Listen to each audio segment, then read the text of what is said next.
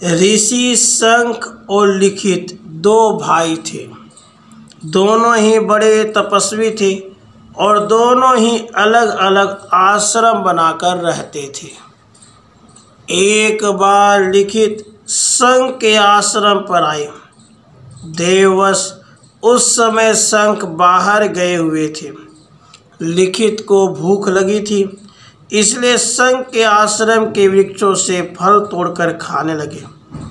इतने में ही शंख आ गए। उन्होंने उनसे पूछा, भैया तुम्हें यह फल कैसे मिले? लिखित ने हंसते हुए कहा, ये तो इसी सामने के वृक्ष से हमने तोड़े हैं।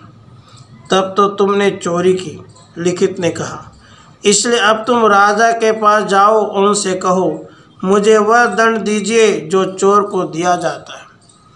लिखित बड़े भाई के इस आदेश से बड़े प्रसन्न हुए कि भाई ने मुझे एक आदर्श के त्याग रूप पाप से बचा लिया।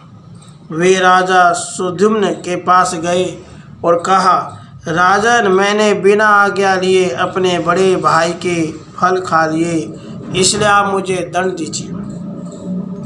सुद्युम्न ने कहा, विप्रवर, यदि आप दंड देने को राजा को प्रमाण मानते हैं तो उसको क्षमा करने का भी तो अधिकार है, अतः मैं आपको क्षमा करता हूँ।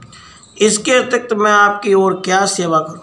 पर लिखित ने अपना आग्रह बराबर जारी रखा। अंत में राजा ने उनके दोनों हाथ कटवा दिए। अब वे पुनः शंख के पास आए और क्षमा मांगे। शंख ने कहा, भैया मैं तुम पर बहुत प्रसन्न हूँ।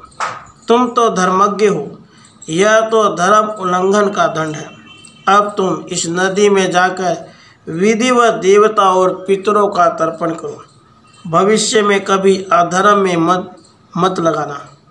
लिखित नदी के जल में स्नान करके जो ही तर्पण करने लगे, उनकी भुजाओं में से कमल के समान दो हाथ प्रकट हो गए। इससे उन्हें बड़ा आश्चर्य हुआ और उन्होंने आकर भाई को हाथ दिखलाए। शंख ने कहा, भाई शंका न करो, मैंने अपने तप के प्रभाव से यह हाथ उत्पन्न कर दिए हैं। लिखित ने पूछा, यदि आपके तप का ऐसा प्रभाव है तो आपने पहले ही मेरी शुद्धि क्यों नहीं कर दी? शंख ने कहा, यह ठीक है, पर तुम्हें दंड देने का अधिकार मुझे नहीं, राजा को ही था। इससे राजा की भी शुद्धि हुई और पितरों के सहित तुम भी पवित्र हो गए।